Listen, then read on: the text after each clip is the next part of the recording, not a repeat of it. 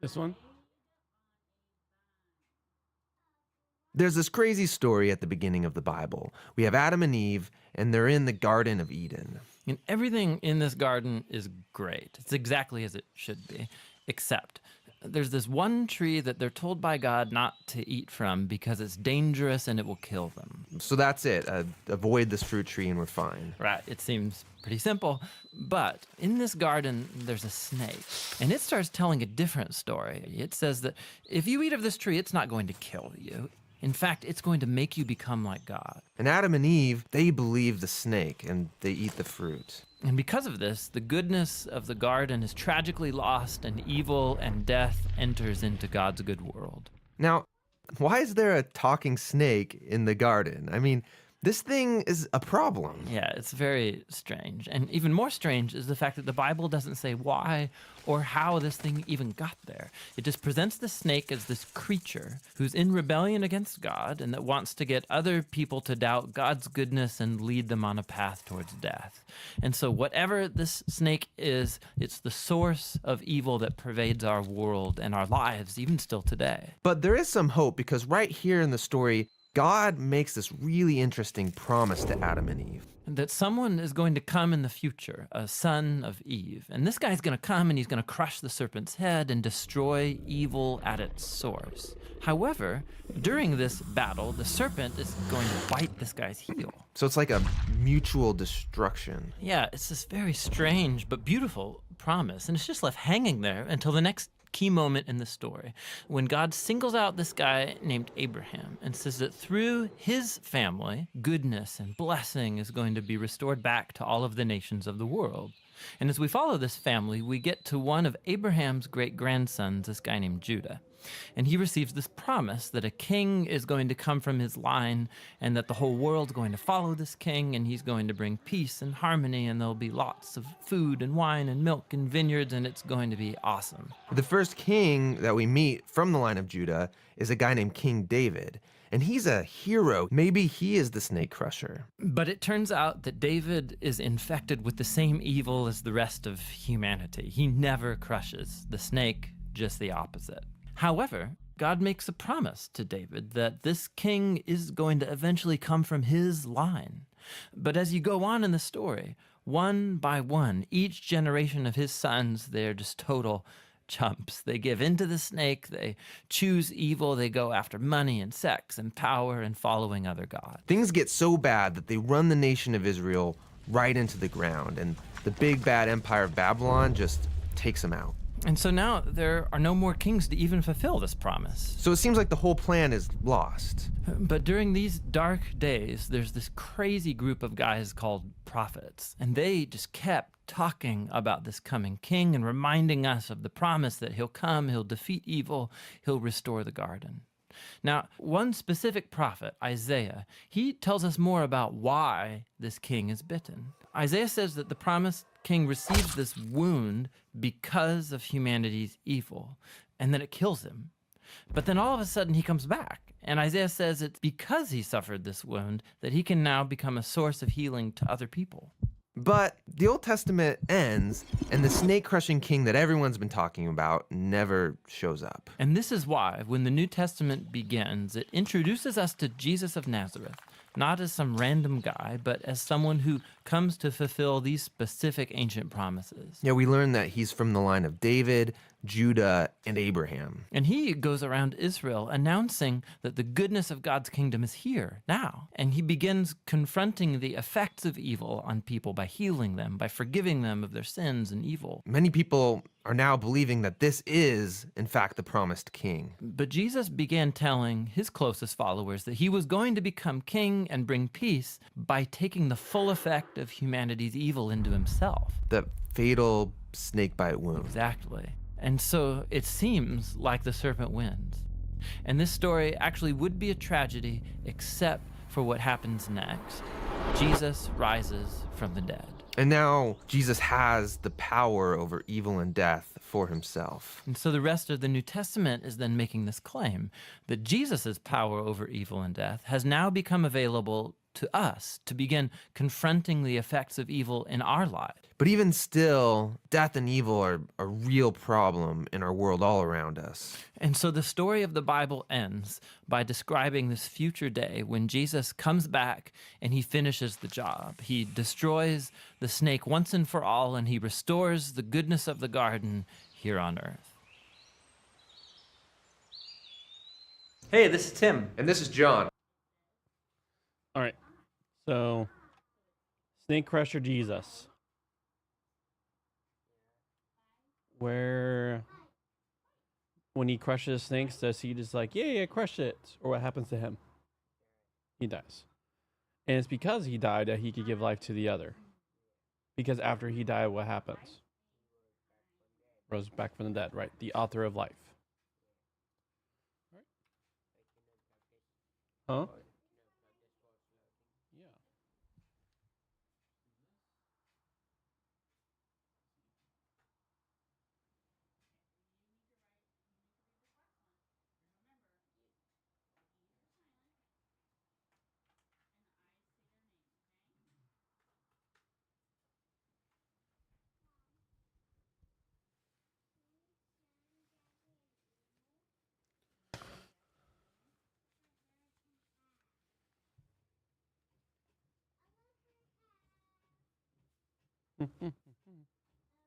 Boom, boom, boom. Uh,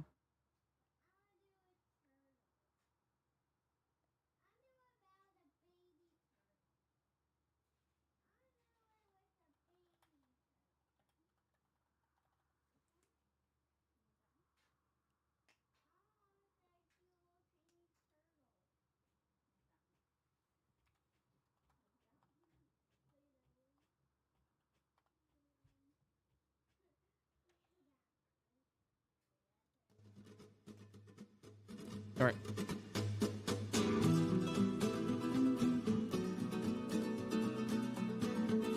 Israel, the nations, and the Messiah. King Jesus, your life amazing.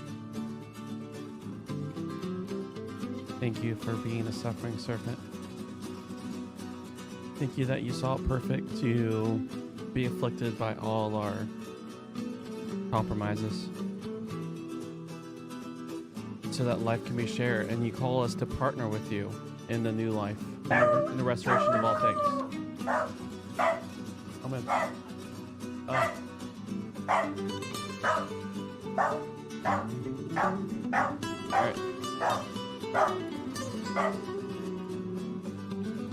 Romans chapter 9, verse 30, chapter 10, verse 4. Israel, the nations, and the Messiah. What then shall we say? That the nations who are not aspiring towards covenant membership have obtained covenant membership, but is a covenant membership based on faith. Israel, meanwhile, though eager for the law which defined the covenants, did not attain to the law. Why not? Because it did not pursue it on the basis of faith, but as though it was on the basis of works.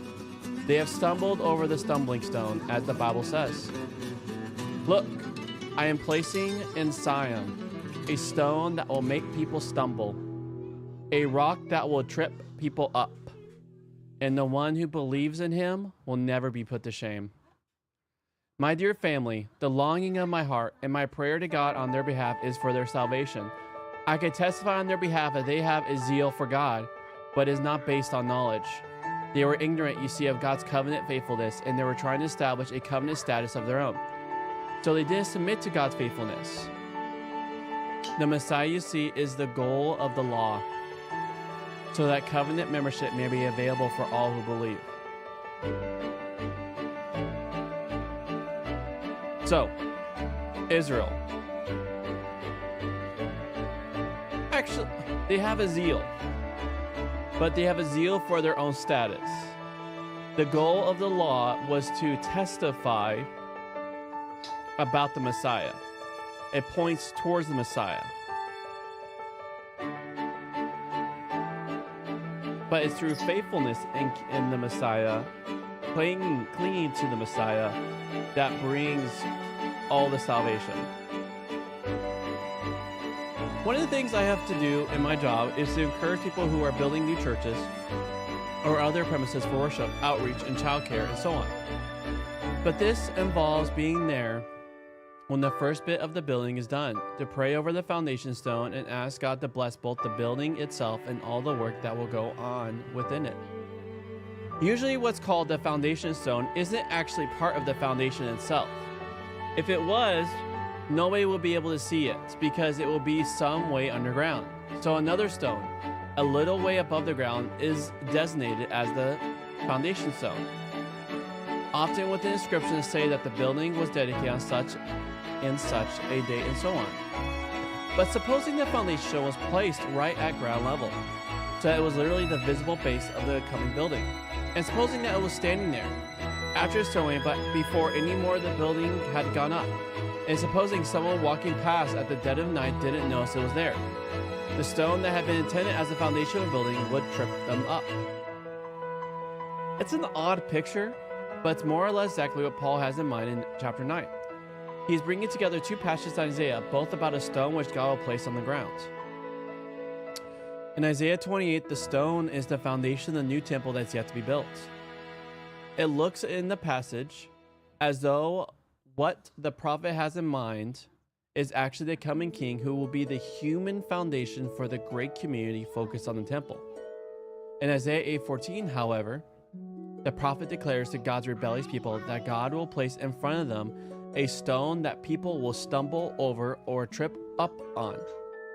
This is part of the judgment that will fall. Even when God does something good, even when he provides for his people, those who are bent on rebelling will find it a trap. But in Isaiah 28, the prophet ends with the promise that which Paul applies to both ideas together. Anyone who believes in him will not be put to shame. The words Paul uses could mean in it rather than, or perhaps as well as, in him. But it comes to the same thing. The stone in both passages seem to refer to the coming king, and certainly that is how Paul wants us to read it. By bringing these two passages together, Paul has cleverly used a combined biblical text to say that now, once more in fulfillment of Scripture rather than as a change of plan on God's part, that foundation of God's new building has been laid, but that those who don't believe in him, in the Messiah, who is the foundation, will trip over the stone and fall flat on their faces. He is still explaining how it is that Israel's substantial failure to believe in Jesus as Messiah, either during Jesus' public career or during the present time of missionary work, does not represent a thwarting of God's plan or change of God's mind, but rather an unexpected fulfillment, albeit comprehensible only with hindsight, of what God had planned all along. This double quotation from Isaiah stands at the middle of the present passage, which is itself more or less central to the whole of chapter 9 through 11. We are here at the heart of Paul's argument. Like a guide on the walk, he explained where the journey has now got to. Having followed through the story of Abraham and Israel, we have arrived at the point where we can see what's been going on. Gentiles have been coming in to the covenant family God promised to Abraham, while a good many Jews have been going about things the wrong way and so have failed to have the faith which alone marks out the members of that true family. This discussion relates closely to two previous passages in the letter, both of which should be in mind at this point. In chapter 3 to chapter 4, Paul spelled out the way in which Abraham's true family consists of all those, Jew and Gentile alike, who believe in the gospel of Jesus and so share Abraham's faith, the one and only badge of family membership. This, Paul explained, was the revelation, or the unveiling, of God's own covenant faithfulness, God's justice, the divine plan to put the world to rights. Then in 7 to 8, Paul explains how the law actually lured Israel into a deliberate trap, becoming the place where sin increased to its full height, in order that the Messiah, representing Israel, could take the weight of that sin onto himself and, in his death, become the place where it was condemned once and for all. Paul is now drawing on these previous passages in order to say, within the flow of thought of chapters 9, 10, 11, that the story of God in Israel has reached its climax with the coming and the death and resurrection of the Messiah. This then explains the extraordinary fact that the Gentiles, nations which had not been called by the Creator God, have been flooding into the covenant family, while Jews, the physical family of Abraham, have in effect turned their backs on it because the means they were using to consolidate their membership were counterproductive. Here we meet a problem we noted earlier in the letter. One of the key technical terms in this letter is the word I've translated covenant membership. In chapter 9, covenant faithfulness in its first occurrence. In chapter 10, covenant status in its second occurrence in that verse. Faithfulness on its third occurrence. And then covenant membership again, chapter 10. Why on earth would a translator do something like that? The problem is that the word often translated righteousness, and sometimes uprightness or justice really does mean all of those things and more. Paul is exploiting it in a way that's very hard to do in English to get to the heart of what he wants to say, which centers on the following three things. First, God really has been faithful to the covenants. Are you ready for clincher? First, all right, these are really the big takeaways. So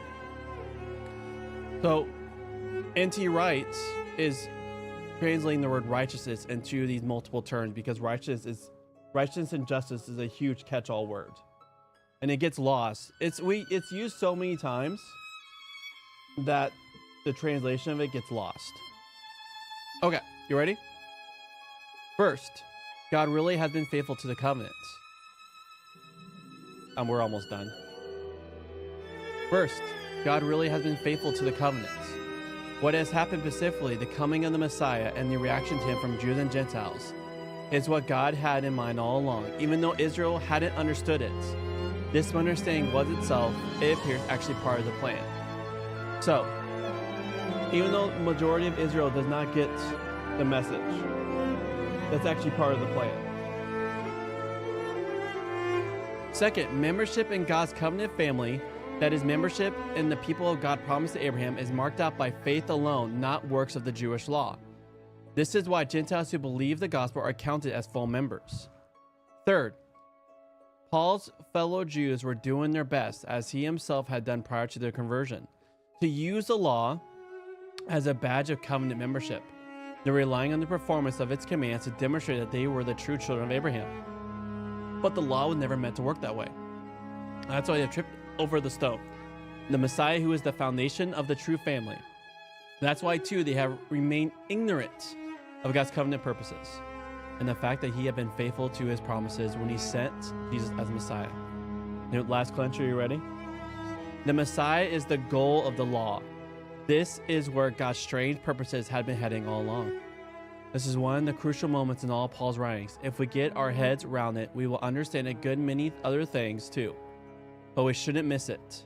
But we shouldn't miss, in the middle of Paul's visionary glimpse of how God purposes had reached their climax, his deeply personal prayer, echoing what he had said at the start of chapter 9. The longing of his heart and his prayer to God for his fellow Jews is that they might be saved. Much of the rest of this section to the end, chapter 11, is devoted to explaining how that might now come about. All right, friend, we can start. He talks a good bit in between.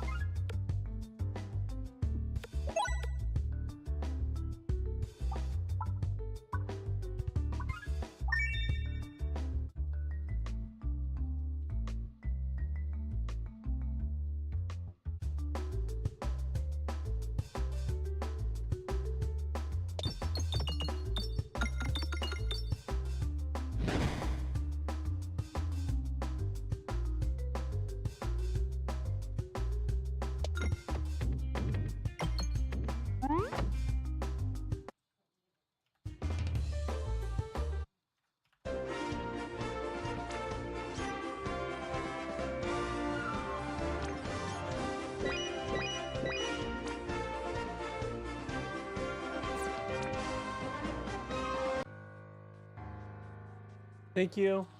Have a good one, Audrey.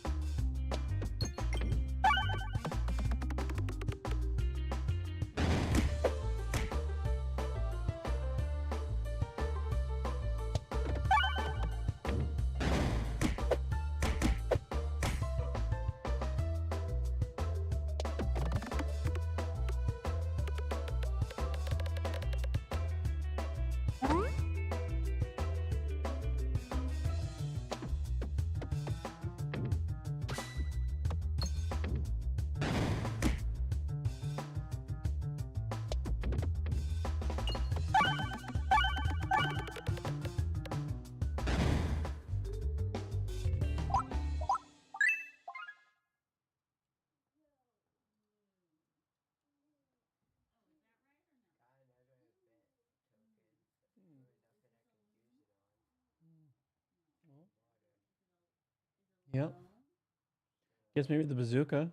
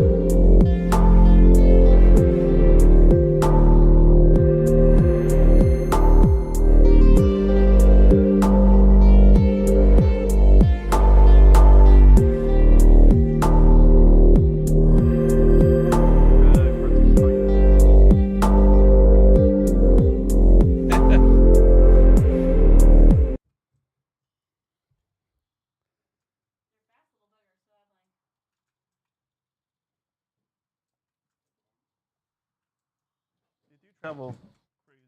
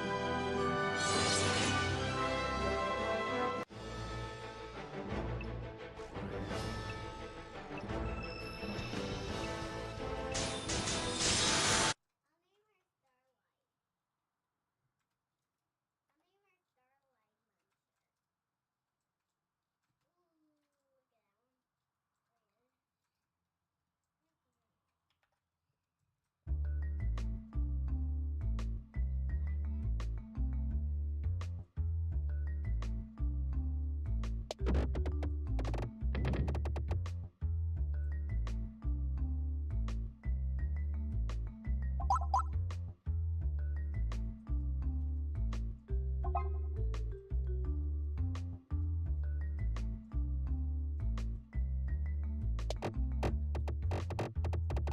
Oh.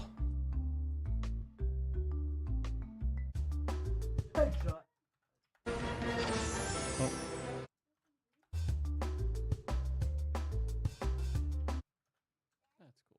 The background.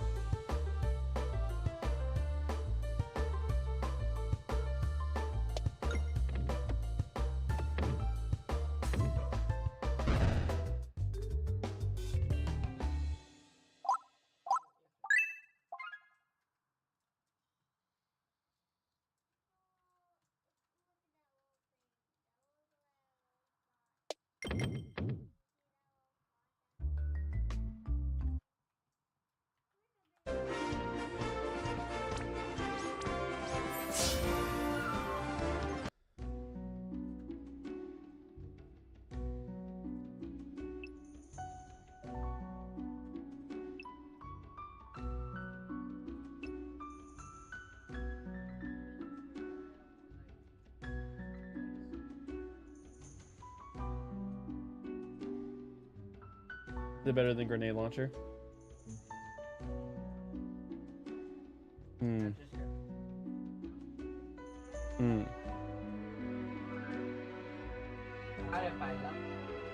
Yeah.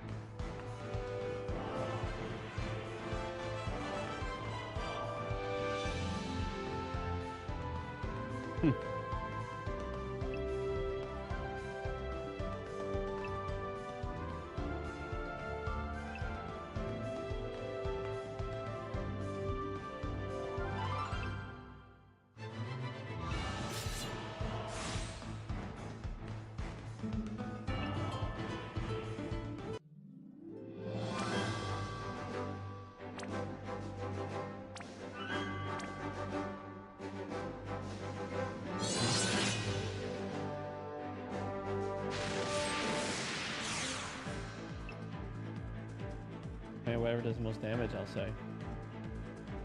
And the most ugliest you can make it. Imagine a batter. Imagine a battle pass weapon will have bigger numbers.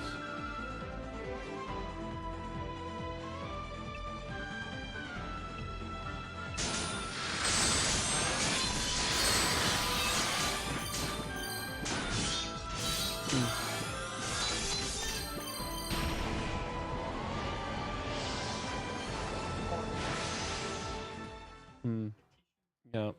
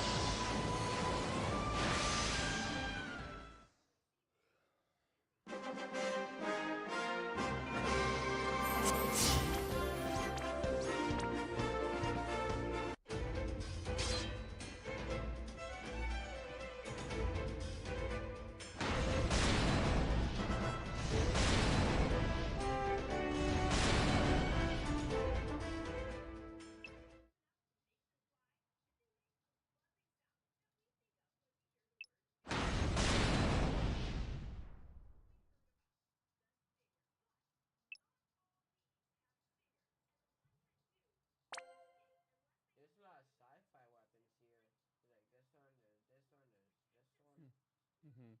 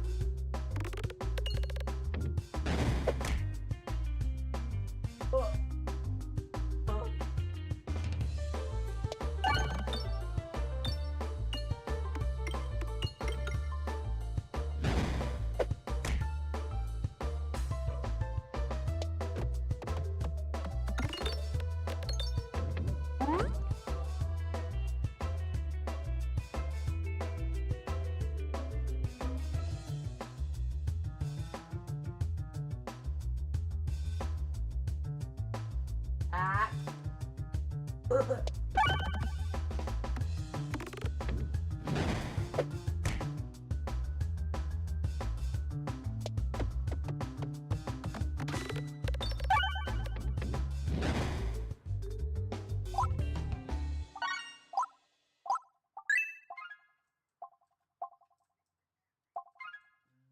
Oh yeah.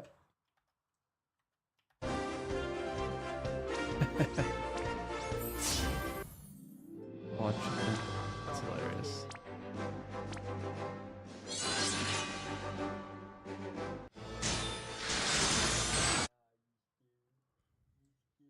All right, in 2 minutes, you have to go through step, okay?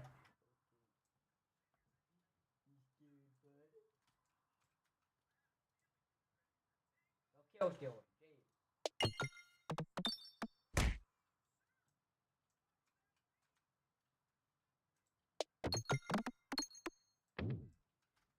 Wow, this game absolutely sucks.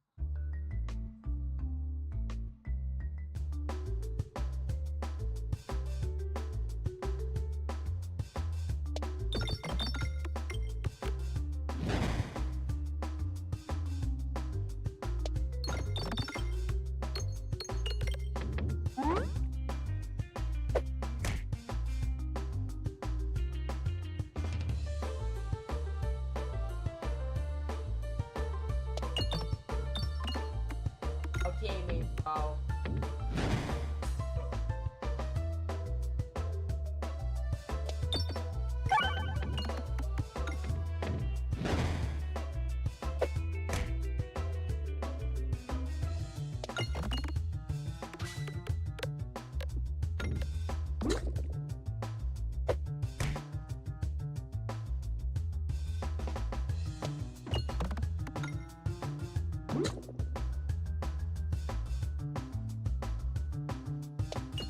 Oh, no.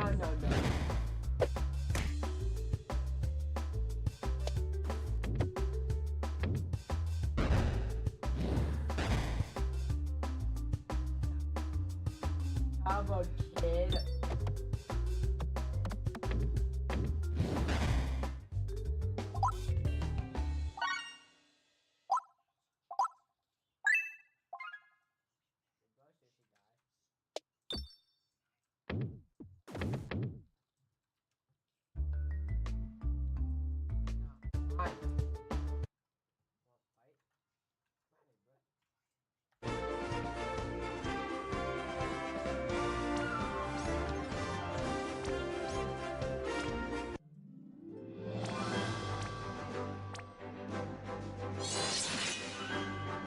Okay. Right, now down to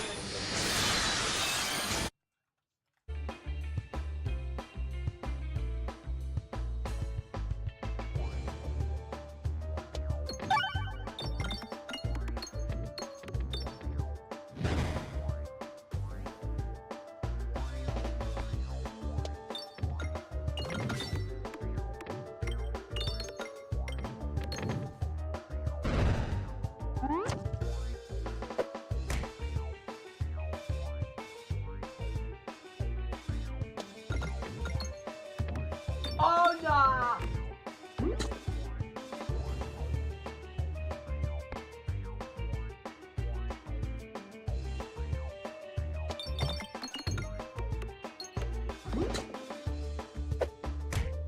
I like the.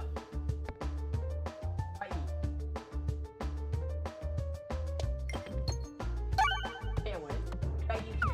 But you can. Big combo, kid.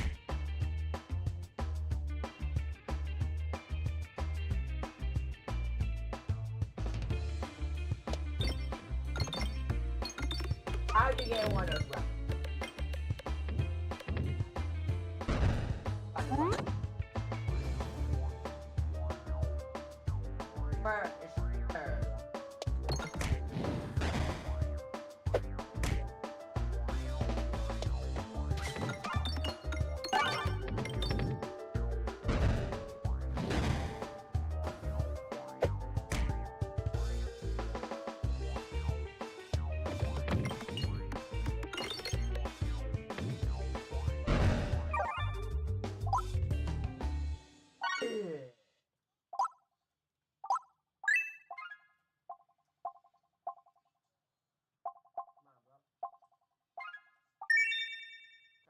Probably fight me there.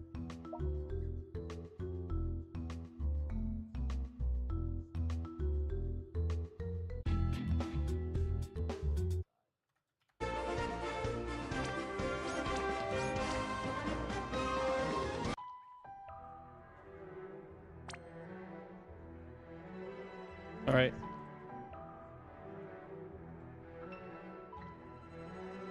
Finish the comment. Step.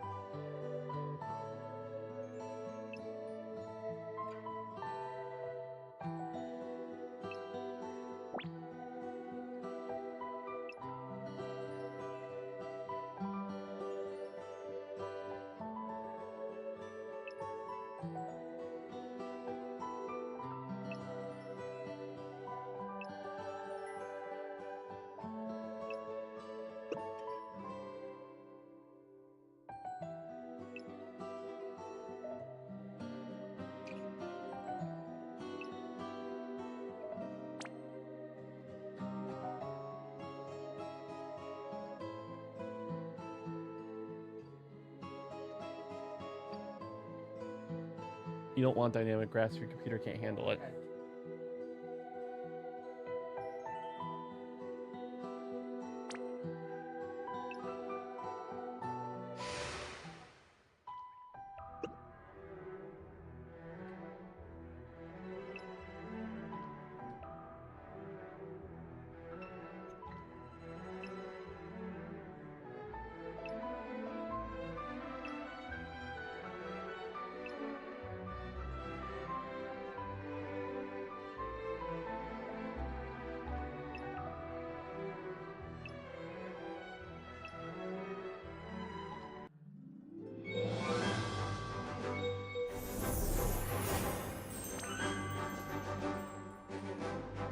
Memory section.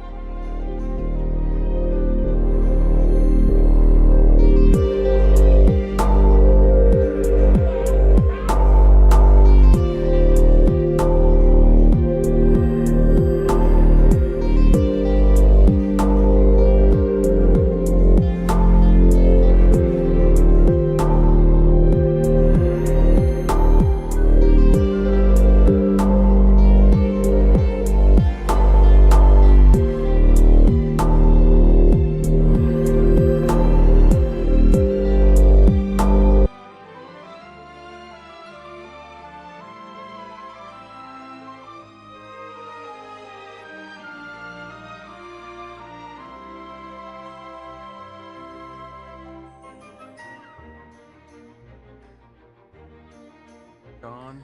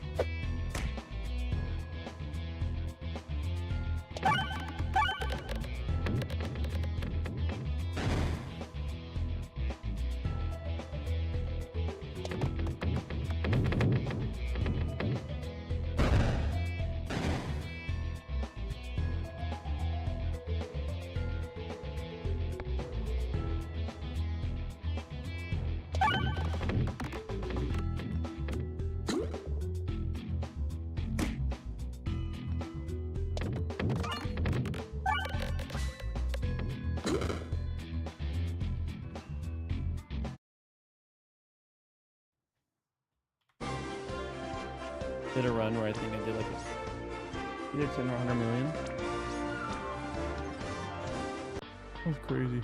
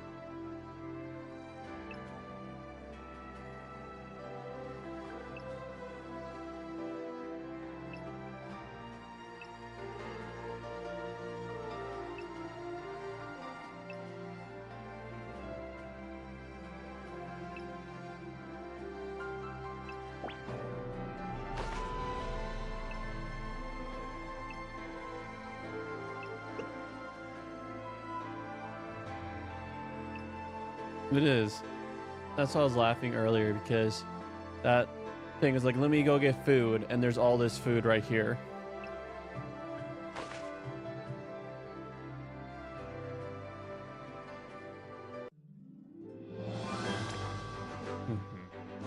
I mean, in Fantasyland, or if near Eden.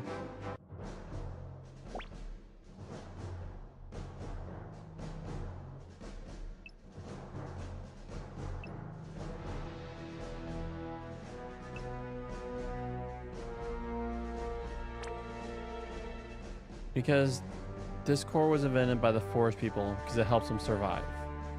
The Empire took the core,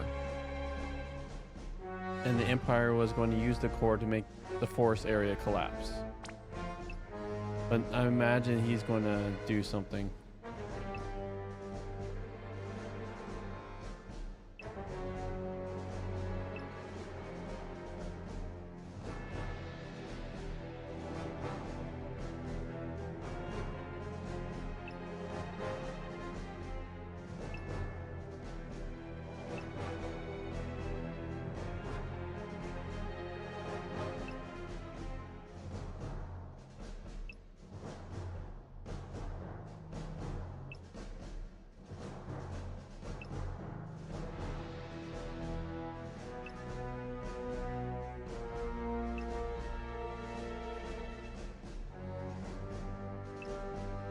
savage. It's not just any ruins, but savage ruins.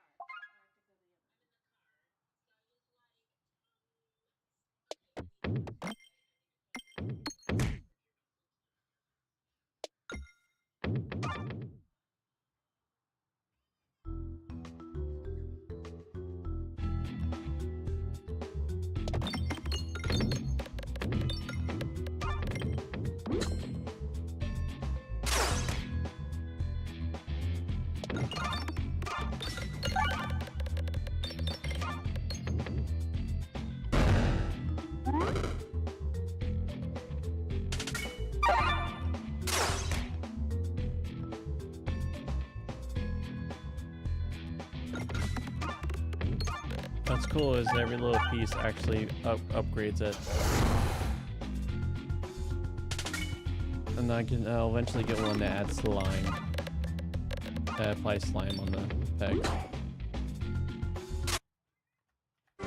Seriously, that game is what's like keeping me sane through all this.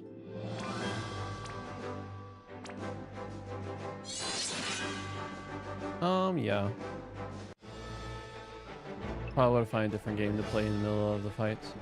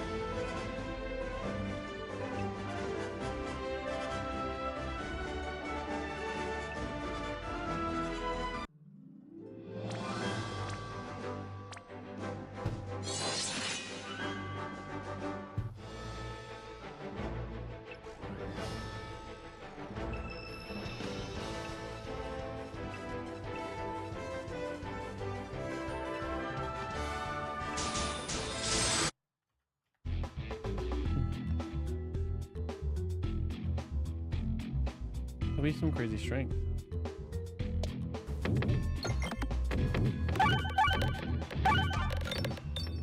Why is it doing that? For some reason, I keep mispressing something.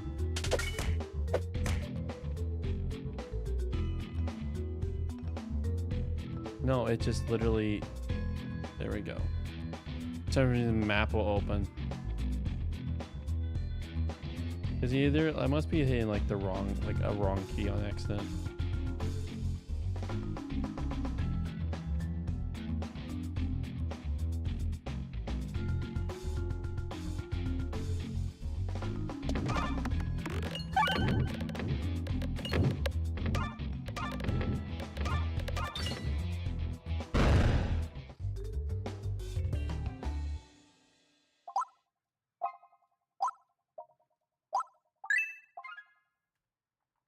Dun, dun, dun, dun, dun, dun.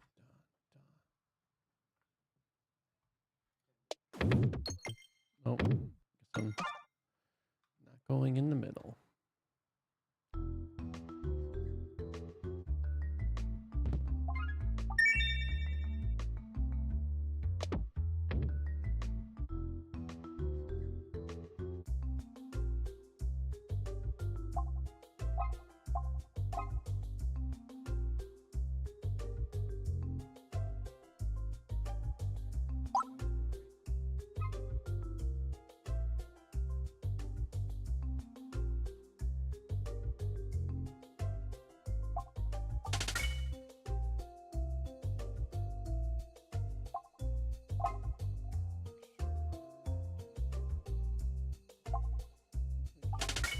No, I didn't have it, but I just want to double check.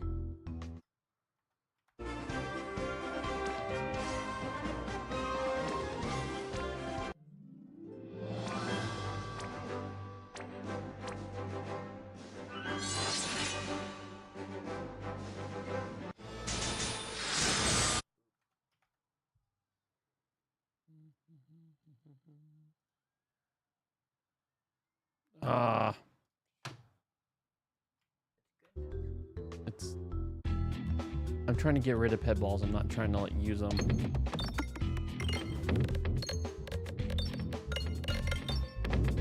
No. Get rid of them. Yeah, nothing.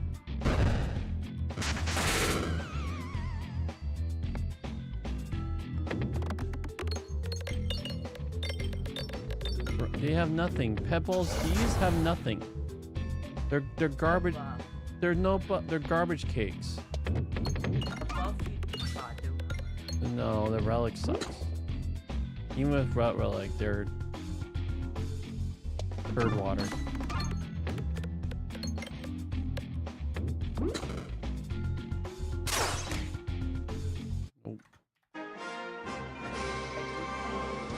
Nope. I'm gonna any moment I can to get rid of those pet balls. I'm getting rid of them because I only have limited resources.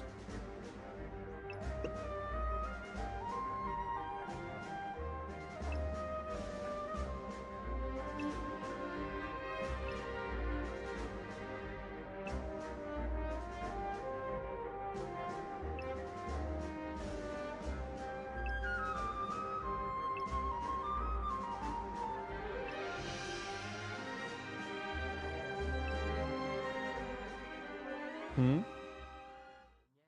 You do. He was in the party and he left. I already have. He's who of the star, like now Game of Star or whatever heck.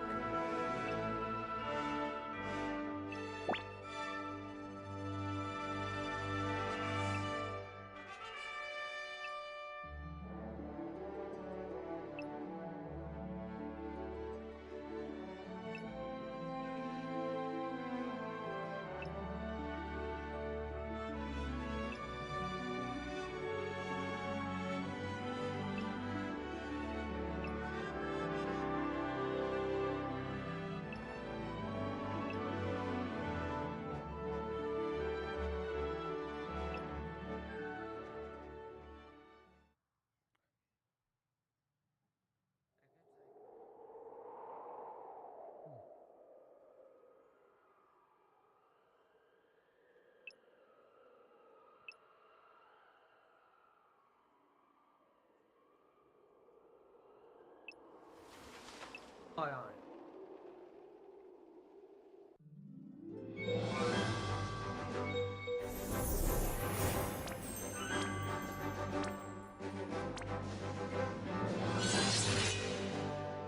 Some sort of ancient weapon, ancient technology we don't have access today to.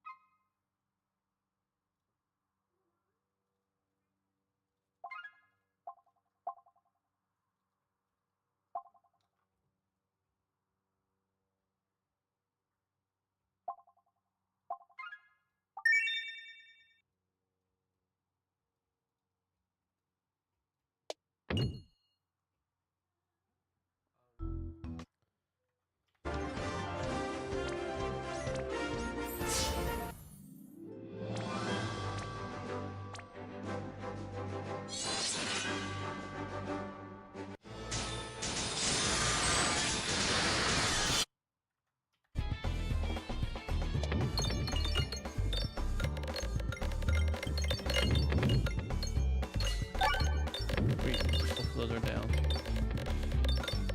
Yeah.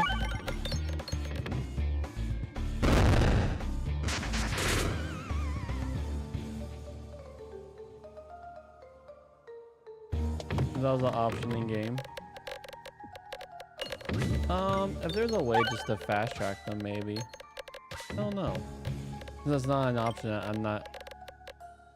Because, I mean, if there's a way to make it so it's still part of my story, you know? Just sitting and watching cutscenes all day, like as the Kingdom Hearts thing was, that almost put me to sleep too. So the fact that there's some interacting component to it does help.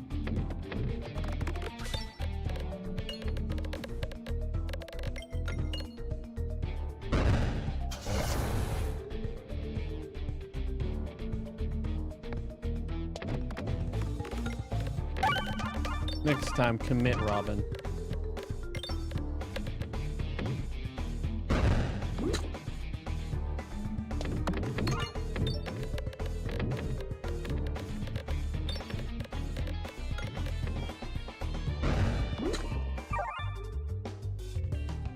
I have this one, yep.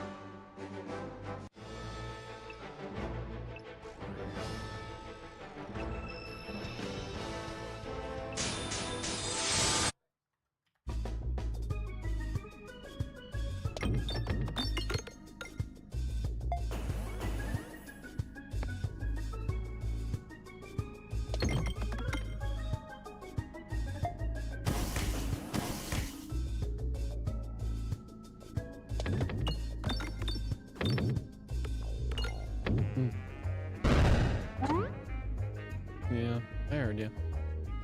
Does seem like what they're doing.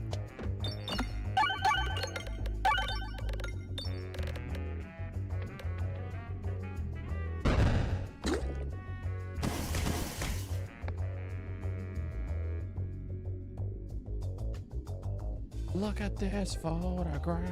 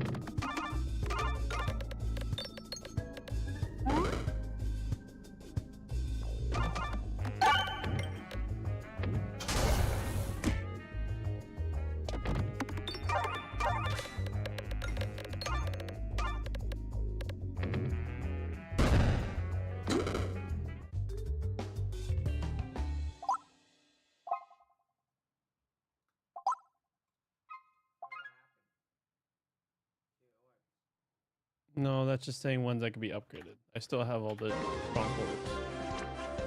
I'm not wasting money upgrading. Yep, I'd rather just discard them and not use them.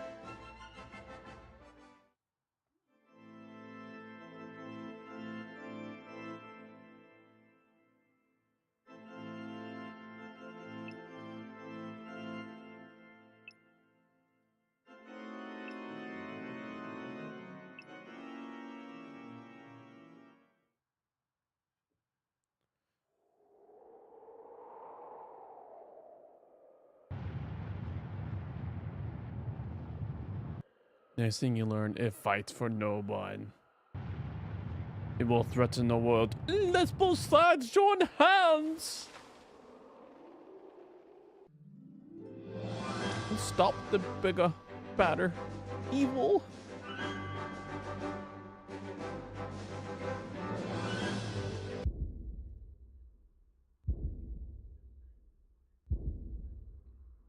That's really neat though.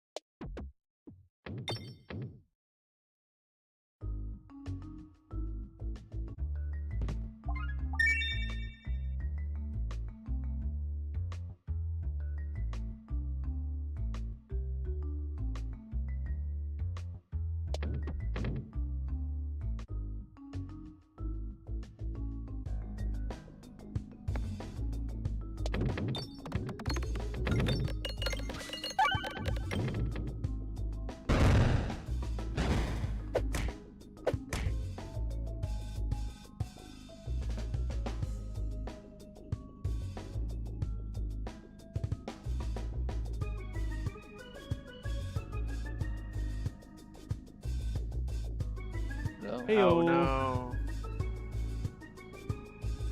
Who is this one? Open that one.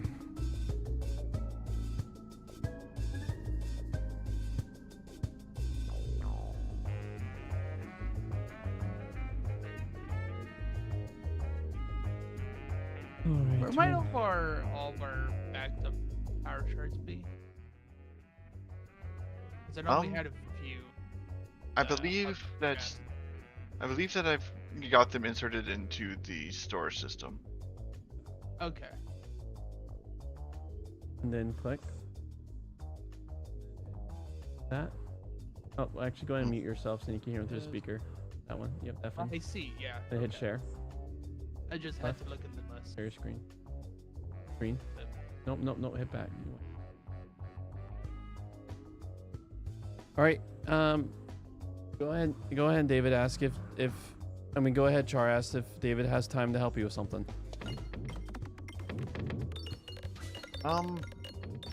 Not at the moment. I'm sorry. I'm doing stuff with Justin today. Oh, answers your question.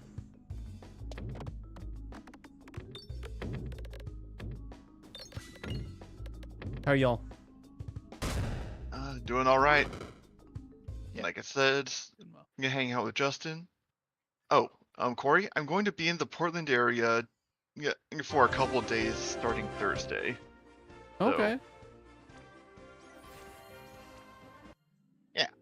Work? Family? A little bit of both. family.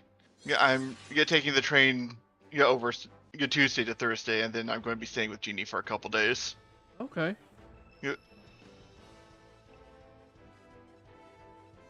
Yeah, we'll have to. Makes it easy. What are you doing It does. Saturday?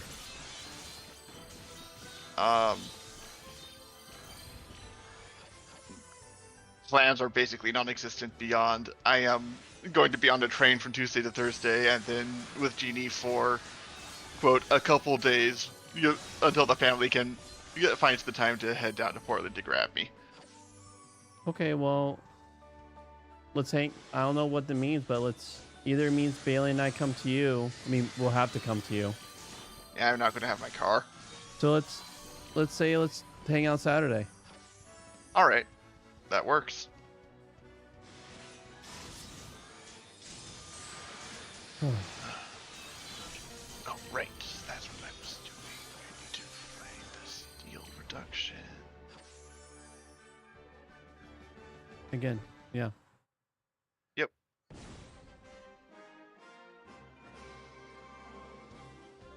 Oh, I'm gonna. Do you want your microphone hot, Broheim, or do you want it muted? Okay. Well, if it's hot, that means they can hear you. Unless you want me to mute, let me know. I'm just gonna upgrade these pre-existing bear belts that has the Quantum, since I saw you did some of them already. Yeah, then I ran out of steel. And I also just did. But it is in a much better spot for wherever we put the rest of it. Now realizing I don't know if we actually have proper steel bar manufacturing. I imagine you guys are playing Satisfactory. Yes. How's that going? Has it been Bit slowly at the moment, but it's coming along. okay. Yeah. I don't think we had. I think we kind of been using steel bars on site because it's mostly they don't like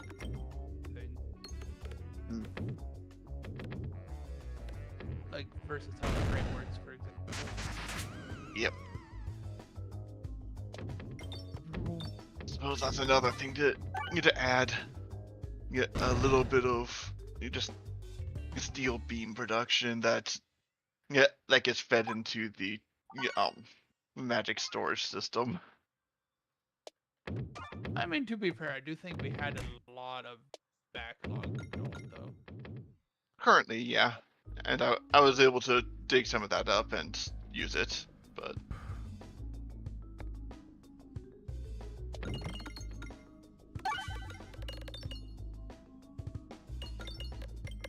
Yeah.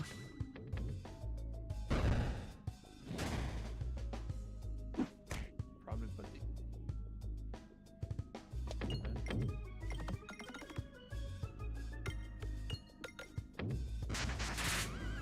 So what are you working on? Again, I don't know. As you're finagling with files and stuff.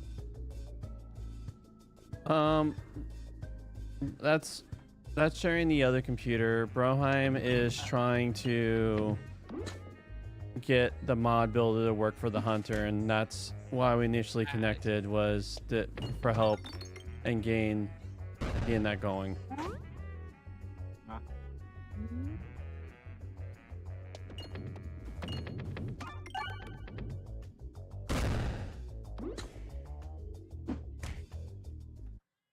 For me, I'm shuffling between. Oh, let me hit screen. I'm shuffling between. Oh, yeah, I'm shuffling between the Peggy and the Final Fantasy. All right.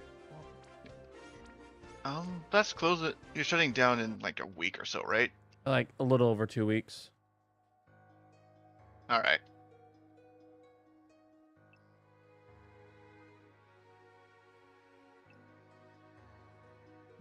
Wow. We've been going through a lot of coal, haven't we, Justin? Just Yeah.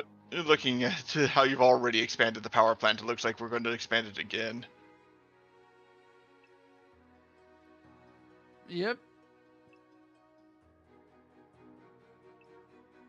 And it looks like this is just the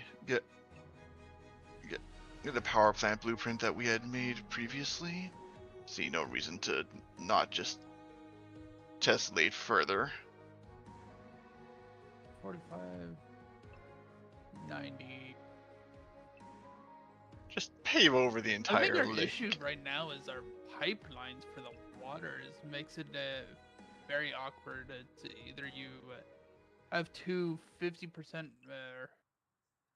two slightly overclocked water extract to get 300, or you do like 2.5 normal.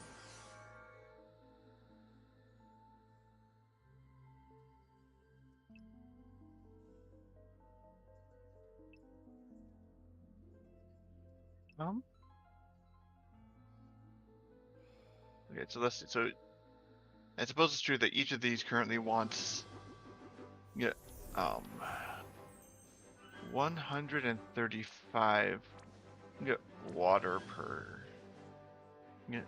minute. So these yep, you overclocked these a bit.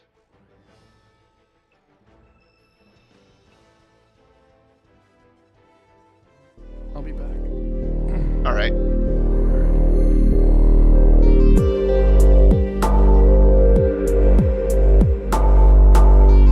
But be honest, rather than overclocking, it seems like you really just want to have one water extractor per set, plus one to handle that little bit of extra that they want.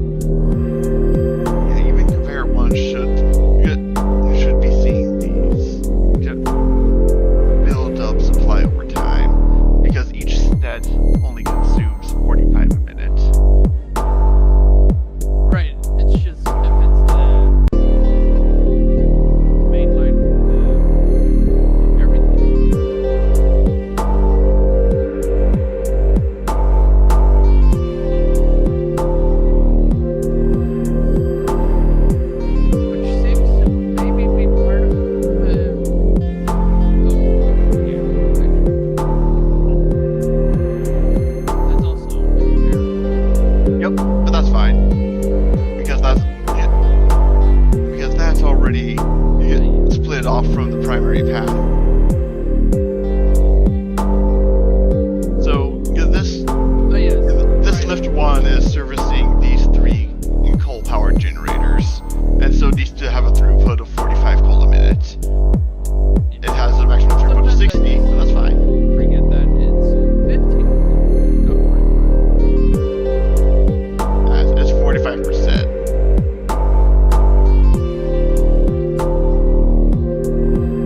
It's 45 water.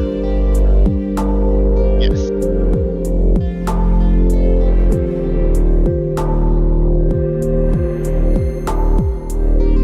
Renewable energy.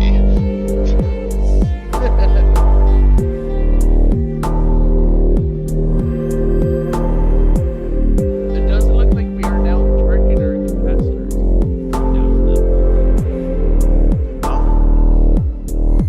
Yeah, Is a good Frank- sign. frankly, we should be getting charged pretty aggressively because we currently have a power consumption of 1,400 and the good power. Oh, actually, well, apparently our capacity is. Biomass, I don't think those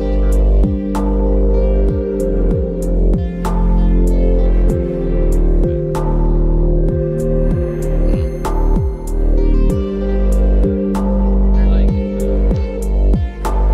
Yeah, I see now. batteries are if we have power, they'll go there. But they will only start discharging if we don't have enough bio power.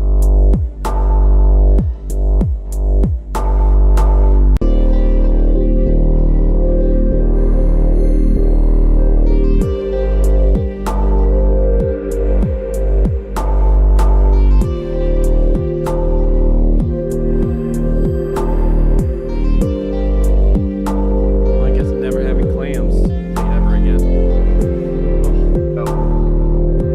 Like, for my birthday, they let me choose where to go and decided to try a local fish and chips area, and I got like the captain's platter, which has a little bit of everything. And usually like seafood doesn't make me spew, and I rarely ever get clams, but this time, pretty much a couple years ago, I had like a interesting like clam little sandwich, and I spewed later that day, and then today I had clams. And I just whirled. So, case in point, I think that's those. What were you saying, Brian? You ready? No. Alright. Oh yeah.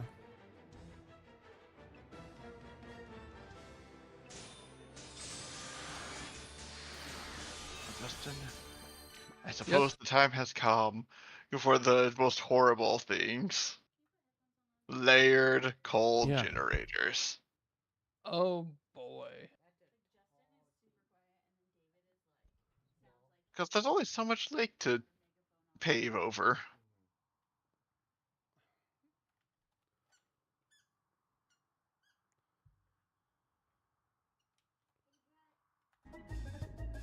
You say as I stare at the very large lake behind the coal. Joking. But yes. Powered Yes. coal generators.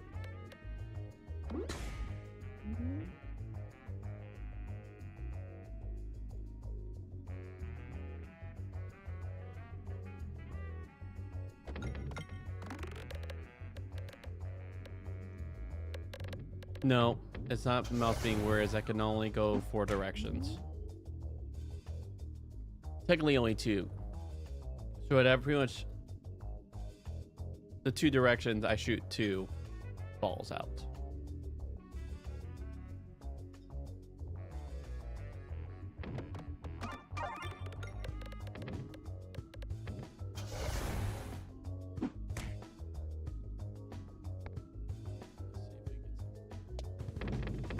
Oof.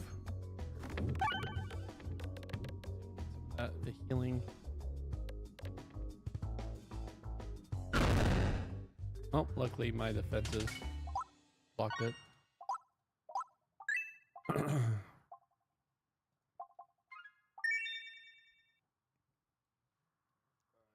What's up, Char? I can mute it.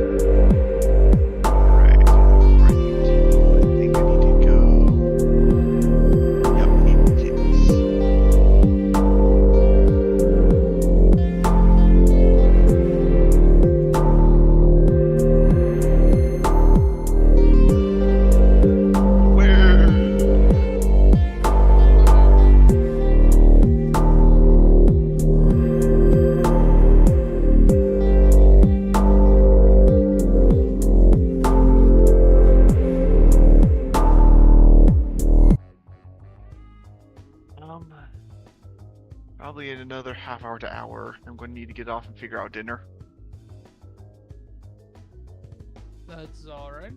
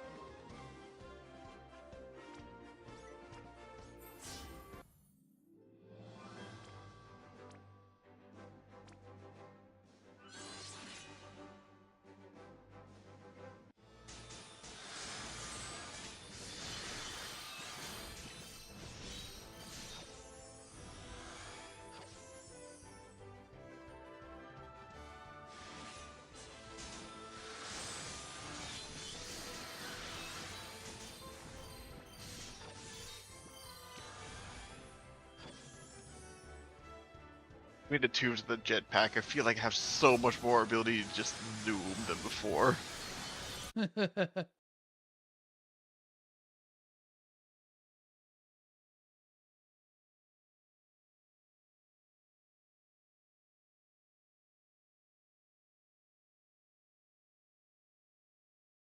Oh, by the way, just a trick with the conveyor belts that lets you really go fast.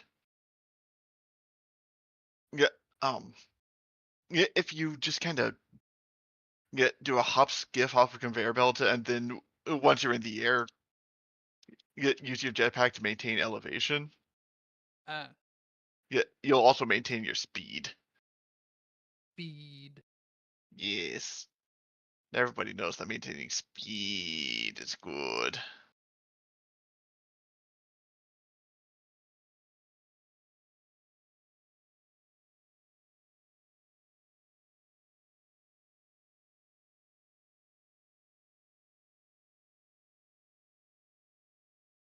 So with the power turrets and the miners on that specific set of miners, we have 360 coal per minute on these. Um, we're not able to take advantage of more than 270 a minute from We have miner speed. two. We have two and two sets of belt. I'm saying that's the total. Oh, okay.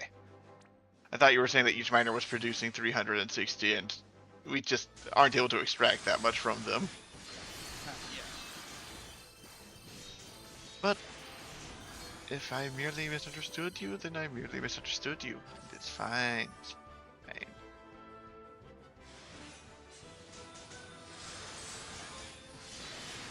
Alright, anyways. Let's steal more power.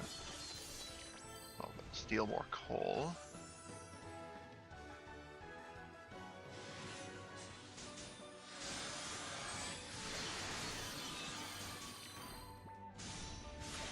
Wait.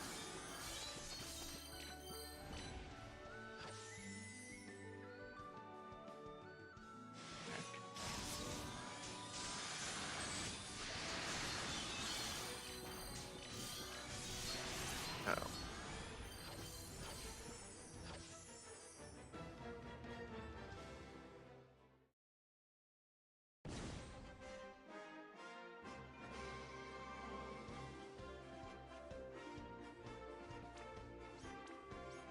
Ah, I see. You attached a a third. I mean, a fourth.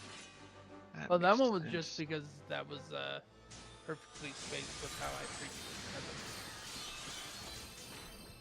Okay.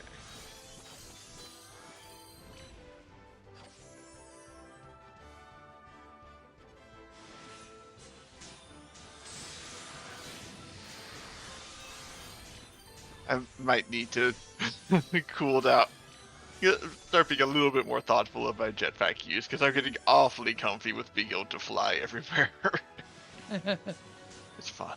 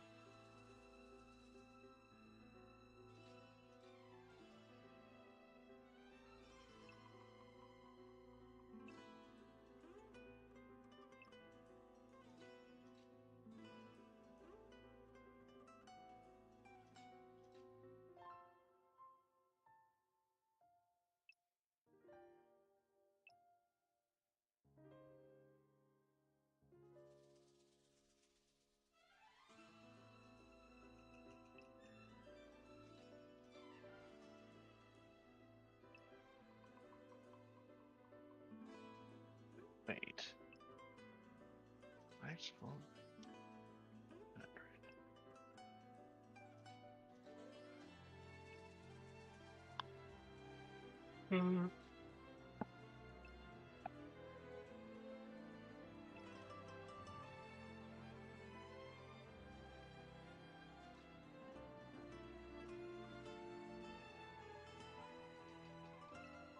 Actually, I don't even need the belt.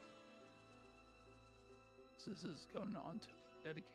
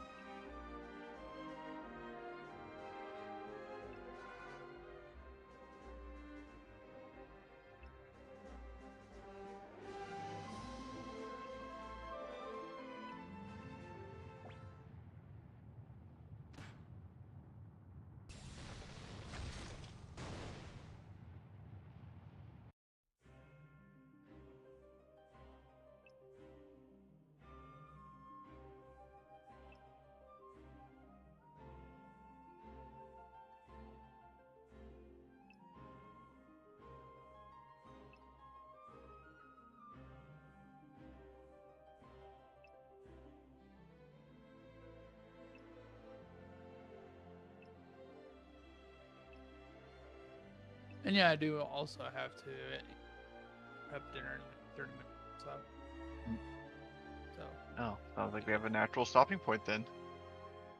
Yep. Oh, once that time comes. yes. I am entertained by the fact that this turned into a dish. What was it gonna start as making progress with oil turned into, oh wait, powered. Yeah, my understanding of this game is that that happens a lot. Just, oh, nope, we have infrastructure debt. Yeah. Alright, now that's gonna take a moment while it reloads.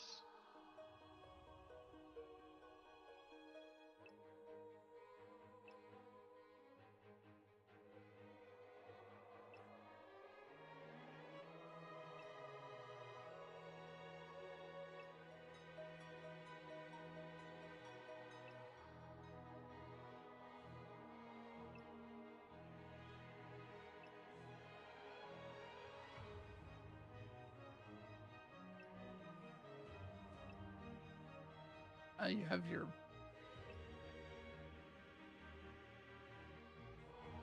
ladder right here.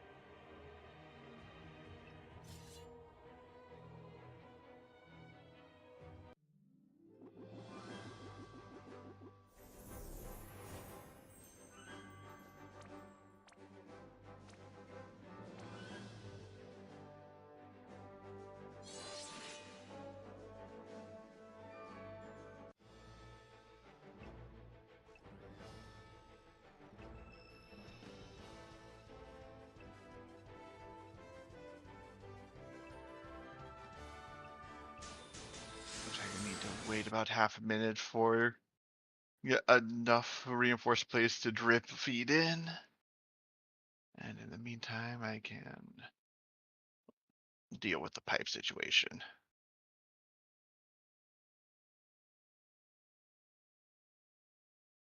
Oh, yes, I forgot. I actually.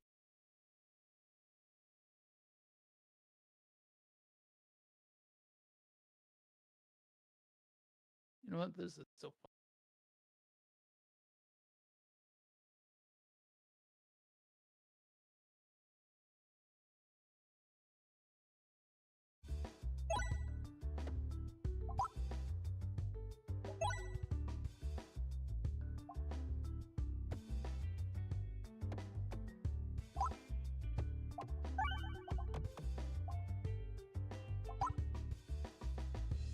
Oh yes, and in regards to power shards with overclocking power plants, they increase their consumption linearly,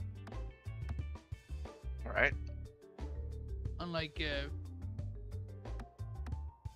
consumers that increase their power consumption exponentially. Exponentially. These ones just like you put it to 200%, it's effectively two coal power plants.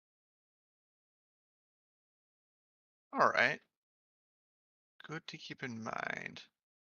Our current system is not designed for that because of the belts being used, but And water requirements. yes, that too. But yes, The belts can be upgraded. The pipes, not so. not yet.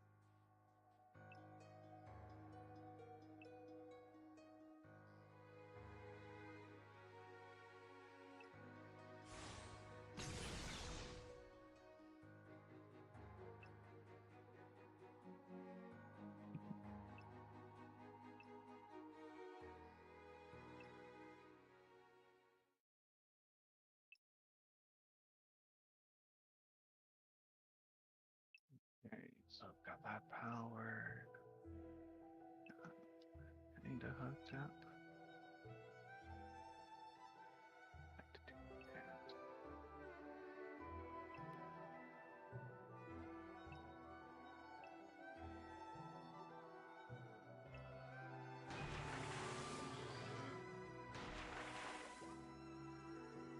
Oh, you've got to be kidding me. Missing a couple iron rod. Do you happen to have iron rods on you? Yes. All right. Thank you. Because I was just a handful of iron rods short of being able to actually build the power plant. I hate when that happens. I understand the pain.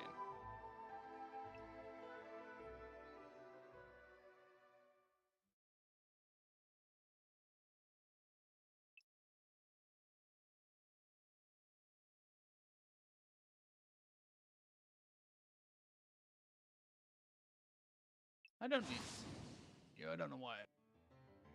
So I'm gonna go bring the oil pipeline a little bit back. So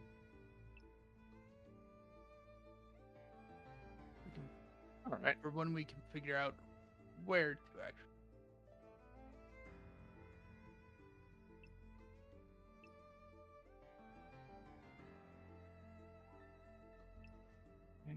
So we've.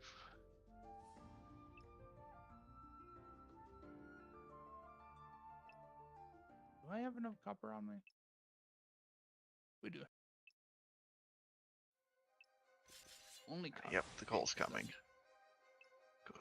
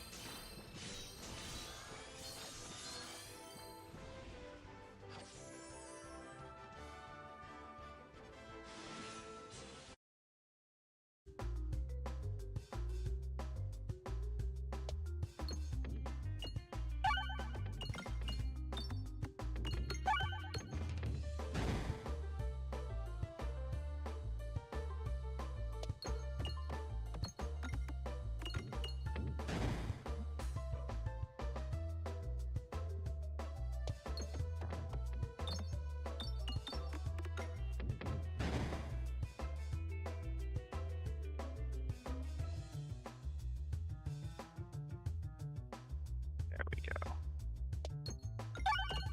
All right. Yeah, our production should be a fair bit more comfortable now. Hooray!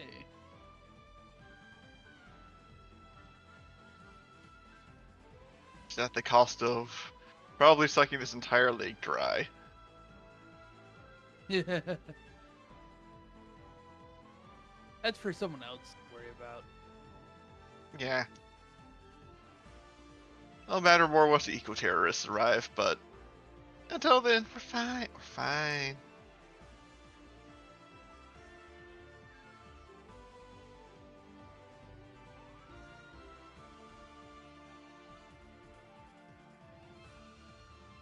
I'm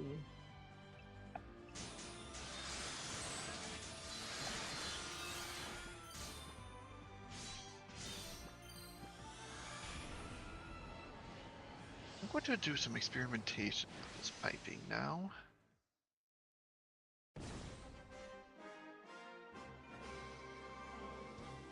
Oh, never mind. I can't make valves without rubber, so we're not there yet. Yeah, that's part of it.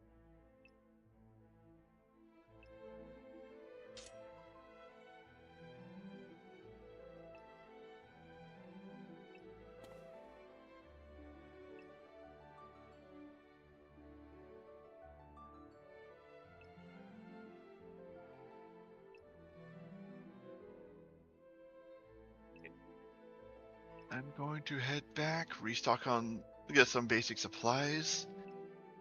And honestly, I think that's a pretty good stopping spot for me, because kind of get the end of that sub-project, as it were, Yep. at least for the moment.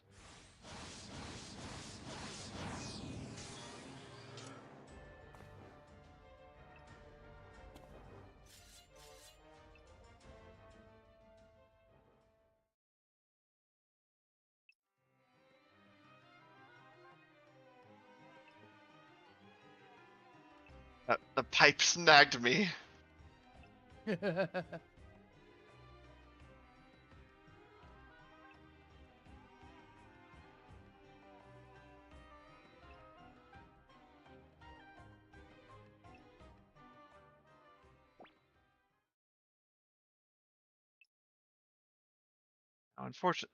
Unfortunately, it doesn't appear that you can use coal with the jetpack. Seems like we're stuck with biofuel for that for the moment. Yeah, I do believe at some point we will be able to use oil-based fuel, which is a lot more, well, energy dense. Mhm.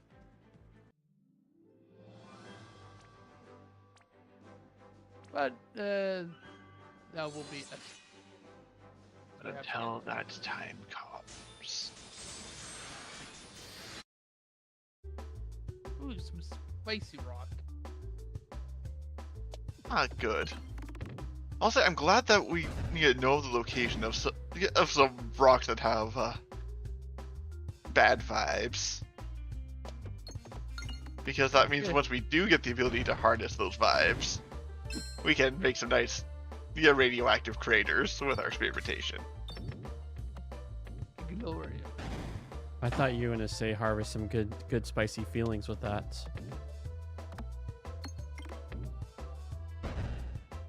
Kept saying vibes. Anyways, now that Just we no get longer have back as much on. pressure, I've turned the awesome sync back on. Because why not? Yeah. Might as why well not? continue getting those coupons. They're hardly critical, but they are nice. Alright. Anyways, so I've got my new iron rods, got plenty of steel on me, got plenty of cable and stuff. Yeah, I think I've got plenty of all of my resources. So I'm ready to rock for next time. Just going to dump Yep. these spare ingots and ores that I've got on my person into the awesome. Because yeah, I'm not going to be using. I'm not going to be wanting to figure out where to put those. All right. All right. Is oil actually flown here? This oil is actually flown all the way over here. So that's also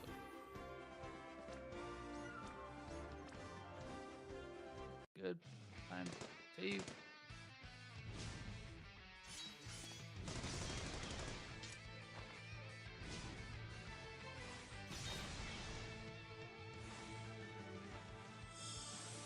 A nice 4-hour game session. Indeed. All right. Talk to you later. Yep. Talk to you later. Y'all have a good time. Thanks, friend. Have a good one, Justin. Bye, Corey.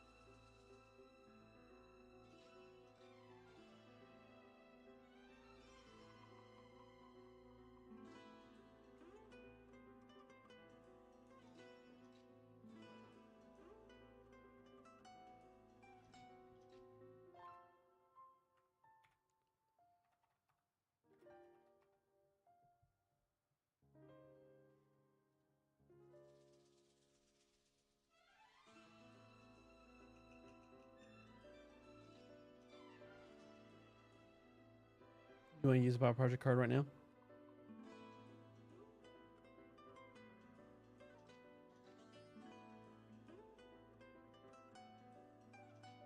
So in the Bible, the ideas of heaven and earth are ways of talking about God's space and our space. So I understand our space really well. We live here, there's trees, rivers.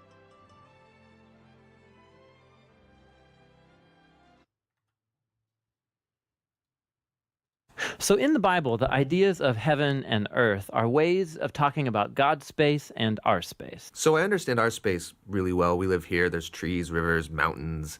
But my understanding of God's space gets a little fuzzy. And what we do get in the Bible are images trying to help us grasp God's space, which is basically inconceivable to us. So these are two very different types of spaces. Yes, they're different in their nature, but here's what's really interesting is that in the Bible, these are not always separate spaces. So think of heaven and earth as like different dimensions that can overlap in the same exact space. So we talk a lot about going to heaven after we die, but this idea of heaven and earth overlapping, we don't talk a lot about that. Which is kind of crazy because the union of heaven and earth is what the story of the Bible is all about. How they were once fully united and then driven apart, and about how God is bringing them back together once again. So let's go back to the beginning, where heaven and earth, they're completely overlapping. Yeah, this is what the Bible's description of the Garden of Eden is all about. It's a place where God and humanity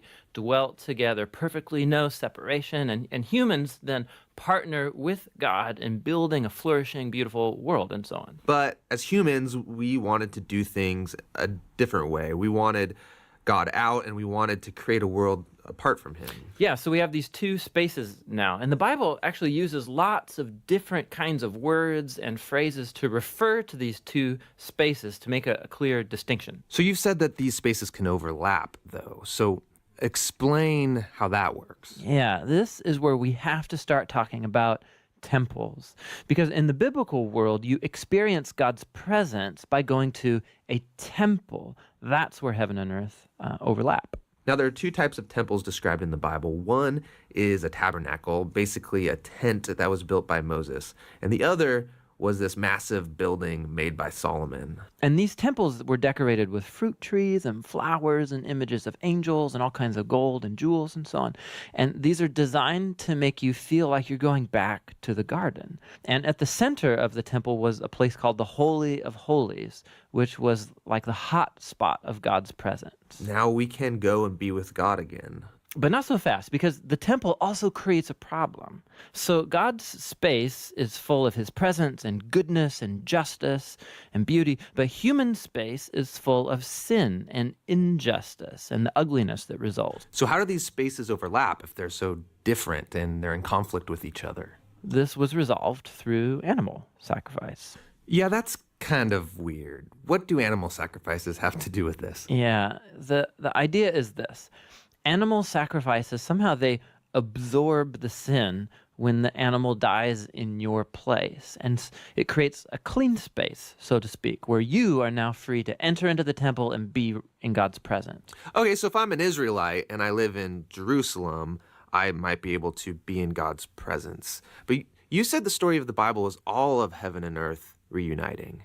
Right. So we have to keep going in the story where we come to Jesus in the New Testament. And in the Gospel of John, we hear this claim that God became human in Jesus and made his dwelling among us. Now, this word dwelling is really curious. It means he set up a tabernacle among us. And so what John is claiming right here is that Jesus is a temple. He is now the place where heaven and earth overlap. What's interesting about Jesus is that he isn't staying in this safe, clean space. He's running around hanging out with sinners. He's healing people of their sicknesses and forgiving people of their sins. He's basically creating little pockets of heaven where people can be in God's presence, but he's doing it out there in the middle of the world of sin and death. And he keeps telling everyone that the kingdom of heaven is at hand. And he even told his followers to pray regularly that God's kingdom come and that his will be done here on earth just as it is in heaven. But a lot of people are threatened by Jesus and they kill him, which seems to spoil this whole plan to reunite heaven and earth. But we have to go back to a scene earlier on in Jesus' story where John the Baptist saw Jesus and said, "Behold, this is the Lamb of God who takes away the sin of the world."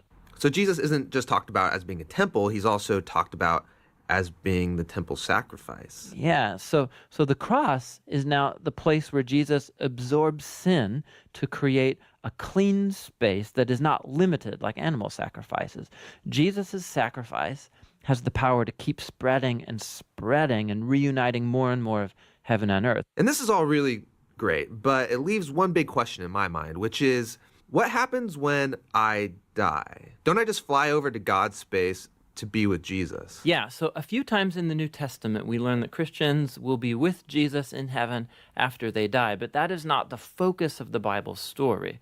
The focus is on how heaven and earth are being reunited through Jesus and will be completely brought together one day when he returns. So in the book of Revelation, we get this beautiful image of the Garden of Eden, now in the form of a city, coming to end the age of sin and death by redeeming all of human history in a renewed creation. And God's space and human space completely overlap once again.